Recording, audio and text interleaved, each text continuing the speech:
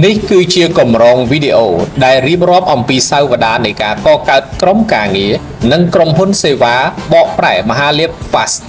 ដែលនឹងបង្ហាញជូនតាមខ្សែវីដេអូជាបន្តបន្ទាប់ដើម្បីកុំឲ្យខកខានពីមាតិកាថ្មីៗសូមចូលទៅកាន់ Channel មហាលាភ Fast និង Website របស់ក្រុមហ៊ុនមហាលាភ Fast Translator សម្រាប់ទូរស័ព្ទដៃ